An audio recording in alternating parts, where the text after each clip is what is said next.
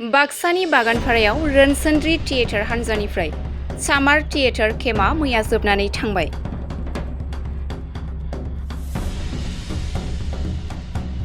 20 जुलाइनिफ्राय जागायनानै 31 जुलाइसिम खुंफुंजादोंमोन। बागानपारा बाथौ आश्रम फरायसालियाव रोनसोन्द्रि थियेटार हानजानिफ्राय सामार थियेटार केम्पआ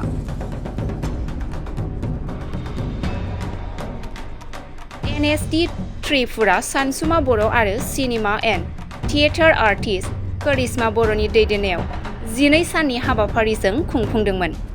रोनसोन्द्रि थियेटार हानजानिफ्राय सामार थियेटार केम्पखौ बे 12 साननि रोनसोन्द्रि थियेटार हानजानिफ्राय सामार थियेटार केम्पआव मोनथाम थुनफावथाय फोरोंथाय होदोंमोन।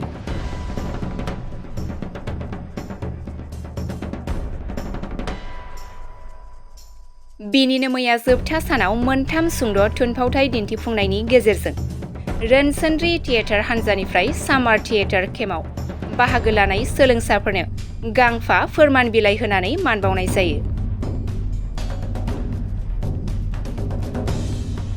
मैयानि जोबथा हाबाफारियाव बाहागो लादों एयार गुवाहाटी मेथाइ रोजाबगिरि जतीन्द्रनाथ बर'जों लोगोसे मुसलपुर कलेजनि प्रफेसार प्रान्जल ब्रह्म, बागानपारा दख'रा एबसुनि गाहाय नेहाथारि रवन्सनार्जारि, मुसलपुर जिल्ला BCAA नि गाहाय नेहाथारि सनेश्वर बर', बाक्सा जिल्ला दुलाराय बर' हारिमु आफादनि आखान्थि नेहाथारि हांगामा बर', बागानपारा दख'रा दुलाराय बर' हारिमु आफादनि आफादगिरि देवेन्द्रनाथ बर' बिथांमोना बाहागो लायो। गिबियावनो गासैबो नायगिरि बिथांमोननिसिम आंनि गोसो गोरबोनिफ्राय अननाय आरो सिबिनायखौ जासिहरनाय थाबाय। जोङो 20 जुलाइनिफ्राय स्टार्ट खालामनानै दिनै 31 जुलाइआव बे हाबाफारिखौ फोजोबबाय आरो दिनै जोंना दङमोन फोजोबनाय हाबाफारि क्लोजिं सेरेमनि। बेयावहाय जोंना जोबोर मोजाङैनो जाफुंबाय बे हाबाफारिया।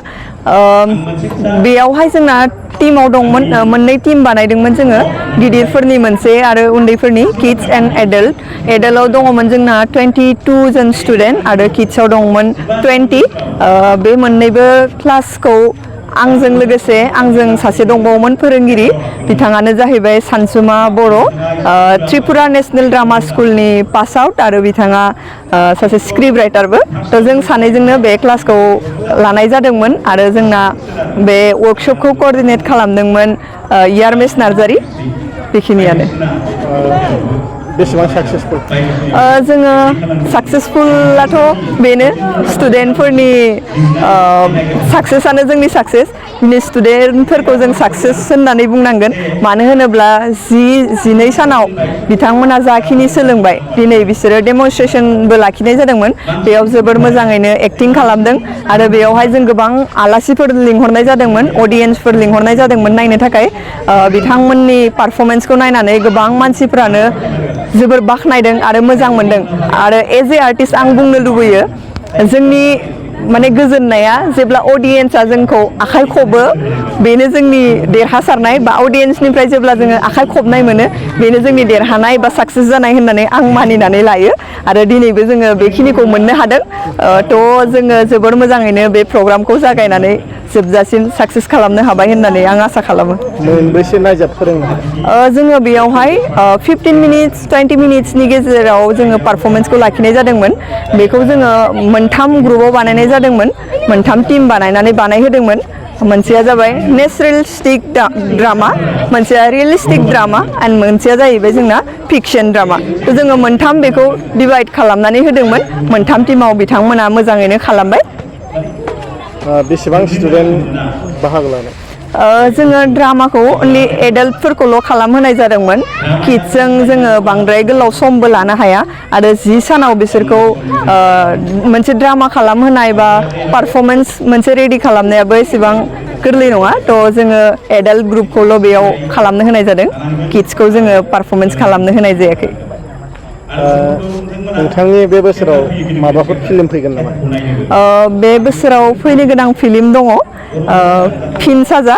बेनि शुटिंआ जोंना जोबनानै थांबाय। दा माखासे टेकनिकेल खामानिफोर जेरै भइस डाबिं, एडिटिं बेफोर सोलिगासिनो दङ। सोरनि प्रडाक्सनाव?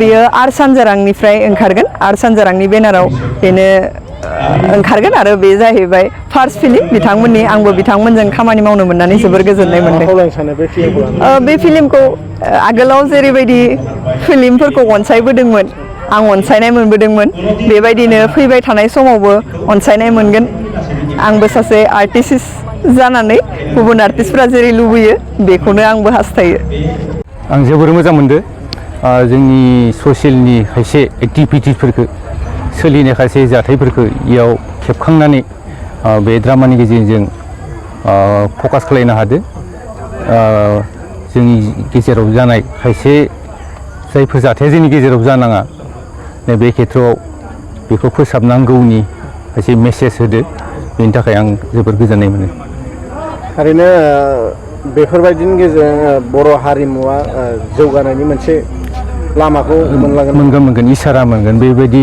वर्कशपफोरनि गेजेरजों जों खायसे सोलोंसाफ्रा बे ड्रामानि फारसे मिथिनायनि उनाव मोनसे बेखौ मोनसे साधना हिसाबै लानानै बा प्रफेसनेल टाइपनि लालांनो थाखाय मोनसे थुलुंगा मोनगोन इनकारेज मोनगोन आं बेखौ आसा थिदों बेबायदि आयदाखौ गुबुन गुबुन ओनसोलावबो लानायखौ साबजायो आं वेलकाम खालामदो बेबायदि माबाया वर्कशपफ्रा एक्टिं वर्कशपफ्रा बे बागानफारायावल' नंला गुबुन गुबुन जायगायावबो बेबायदि जानांगौ होमब्लासो बे जोङो गुबुन गुबुन जायगायाव बेबायदि महरगिरिफोरखौ आर्टिस्टफोरखौ जोङो दिहुननो हागोन